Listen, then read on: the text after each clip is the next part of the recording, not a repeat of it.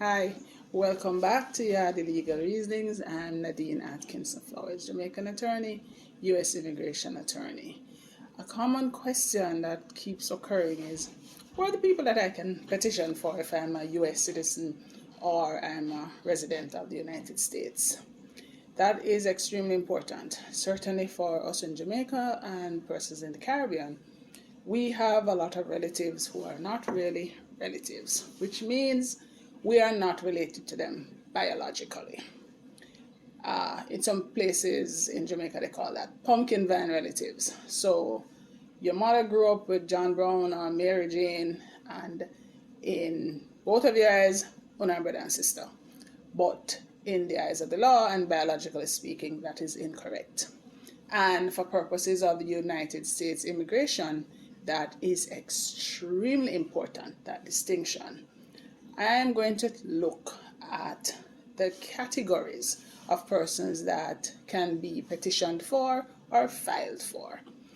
If you are a United States citizen, you can petition for your parents, you can petition for your children, you can petition for your brother or your sister, and of course, you can petition for your spouse, your husband or your wife. If you are a resident, the categories of persons that you can petition for or file for are much smaller.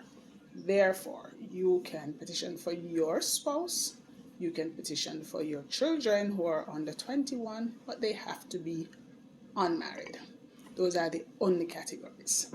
There is another bit of misconception.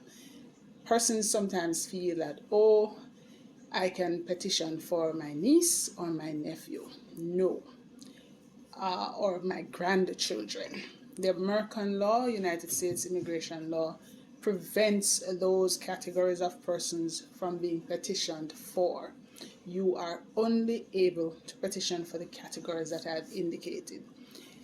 If it is that, for example, if I was a permanent resident and I'm petitioning for my son or my daughter who are under 21 and unmarried, and then they got married and I become a citizen, at that point I can petition for them, and also their children can be included. But I, as the grandparent, am not the person putting in the petition on their behalf. It's as if they're following underneath the petition of their parents.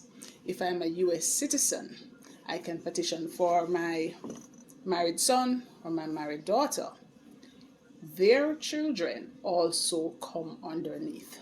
It's very important to recognize, because oftentimes persons put this documentation in and actually end up wasting their money and wasting their time.